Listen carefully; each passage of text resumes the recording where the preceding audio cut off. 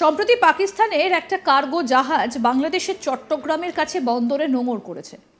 আপাত দৃষ্টিতে স্বাভাবিক মনে হলেও এটা কিন্তু আদৌ স্বাভাবিক নয়। বলা হচ্ছে ট্রানজিট না পেয়ে নাকি পাকিস্তানের ওই পণ্যবাহী জাহাজ বাংলাদেশের বন্দরে ভিড়েছে, যা কিন্তু আদৌ গ্রহণযোগ্য যুক্তি নয়।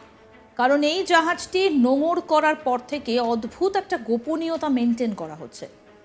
ওই জাহাজটিতে কি রয়েছে তা কিন্তু জানানো হয়নি ঘুণাক্ষরেও। অথচ কোনো বিদেশি জাহাজ নোঙর করলে অডিট হয়, কিন্তু এক্ষেত্রে কোনো অডিট করা হয়নি। সূত্রের খবর এই জাহাজটিতে নাকি বেশ কিছু কন্টেনার রয়েছে। সেই কন্টেনারগুলোতে সম্ভবত এমন কিছু গোপনীয় জিনিস রয়েছে যা বাংলাদেশের অন্তর্বর্তী সরকার চায় না কেউ জানুক।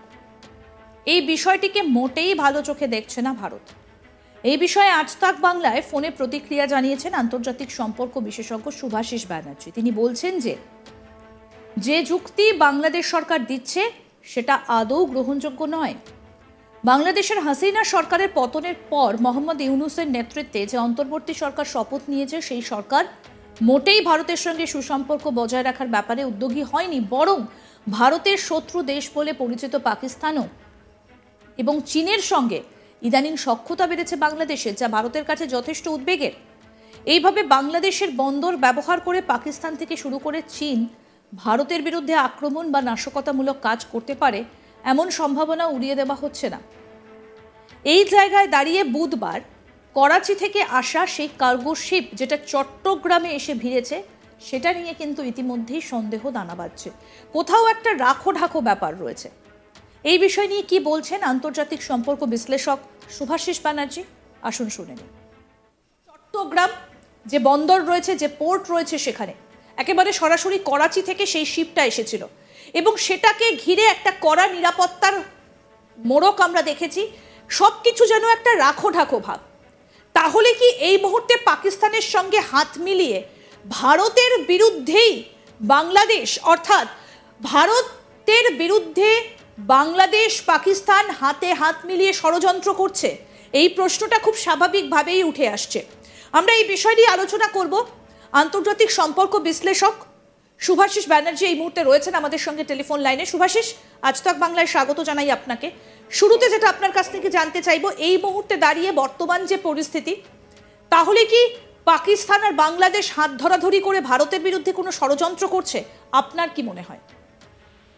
দেখুন, প্রথম কথা, আন্তর্জাতিক সম্পর্কে কোনো পার্মানেন্ট বন্ধু বা পার্মানেন্ট শত্রুর কনসেপ্ট এক্সিস্ট করে না। সেই জাহাজের ইটসেলফ যে কনসেপ্টটা ওনারা তৈরি করতে চাইছেন, যেটা একটা কার্গো ফ্লিট এসে দাঁড়িয়েছে এবং যার কার্গো আপনার কি বলে ট্রানজিট বন্ধ ছিল, সে কার্গো ট্রানজিটে ইউনিশ সাহেব খুলেছে।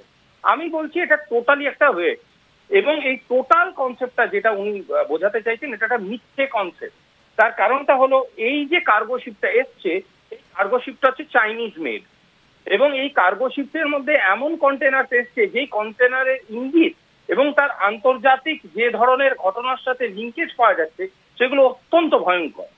সুতরাং আমরা বলতেই পারি যে পাকিস্তানের সাহায্য নিয়ে বাংলাদেশের যে ইন্টারিম গভর্নমেন্ট যে ধরনের রাষ্ট্র স্থাপন করতে চাইছেন, সে রাষ্ট্র হচ্ছে অ্যাকচুয়ালি একটি সাপের ব্যবসা, এবং সাপের ব্যবসা নিয়ে যেহেতু বাংলাদেশ এগিয়ে যেতে চাইছে, সুতরাং তাদের মানসিকভাবে এবং তাদের টেরিটোরিয়ালি সাপের ছোবল খেতেই হবে আগামী দিনে। এই জন্য প্রস্তুত হওয়া উচিত। কিন্তু কেন হঠাৎ করে মোহাম্মদ ইউনূস এই পথটা ধরলেন?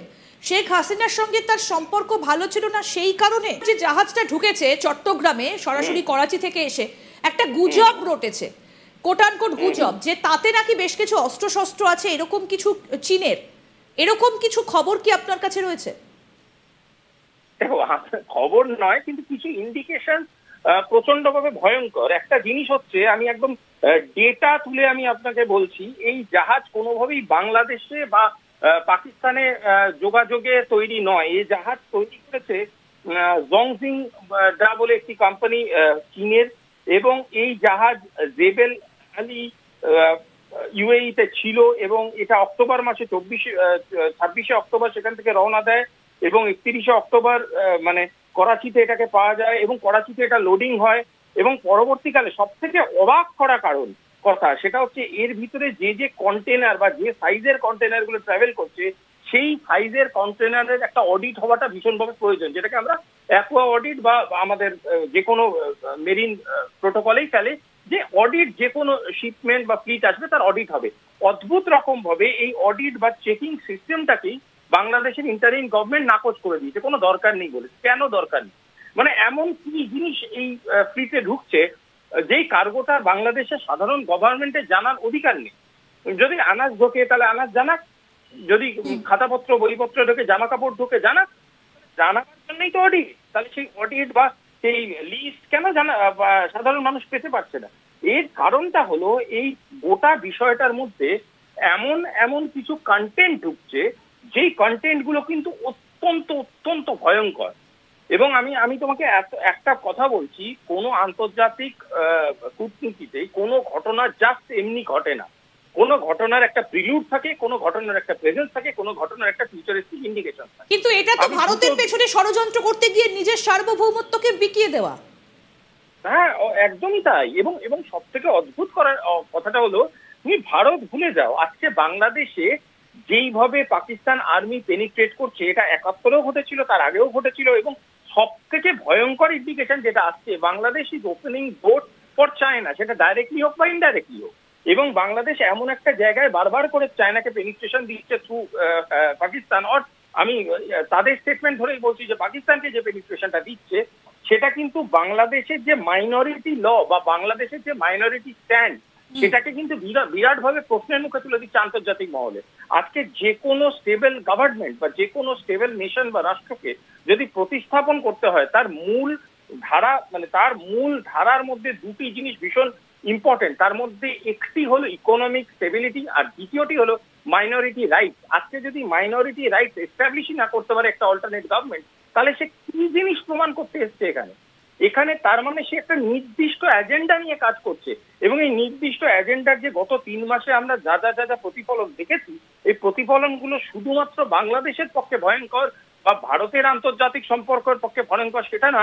আমি এত বড় কথা বলছি, সাউথ এশিয়া এবং সাউথ ইস্ট এশিয়ান সিকিউরিটি বিপদে পড়ে যেতে পারে। কেন? কারণ বাংলাদেশ আজকের ডেটে দাঁড়িয়ে একজন ওপেন টেরিটরি, এমন একটা টেরিটরি যেখানে বিভিন্ন রকম ট্রেনিং সেল খোলা যেতে পারে, এমন একটা ওপেন টেরিটরি যার ইকোনমিক স্টেবিলিটি নেই বললেই চলে, এমন একটা টেরিটরি যে কালকের ডেটে দাঁড়িয়ে এত ভয়ঙ্কর কিছু পরিস্থিতি সৃষ্টি করতে পারে, শুধুমাত্র ভারতবর্ষের না, আশেপাশে প্রতিটা দেশ তার জন্য এফেক্টেড হয়ে যেতে। এবং এখনো পর্যন্ত কিন্তু এই যে কার্গো শিপটা এসেছে, তার মধ্যে কি ছিল সেটা নিয়ে কিন্তু এখনো পর্যন্ত কোনো অডিট রিপোর্ট সামনে আসেনি। সুতরাং সেখান থেকেই প্রশ্ন উঠতে শুরু করেছে যে তাহলে কি কারণে আবার যেটা ৭১-এর আগে পর্যন্ত চালু ছিল, গত ১৯৭১-এর পর অর্থাৎ গত ৫৩ বছরে এই ছবি দেখা যায়নি, সেটা আবার কেন ফুটে উঠলো? আরও আপডেট পেতে দেখতে থাকুন আজ তাক বাংলা, সাবস্ক্রাইব করুন।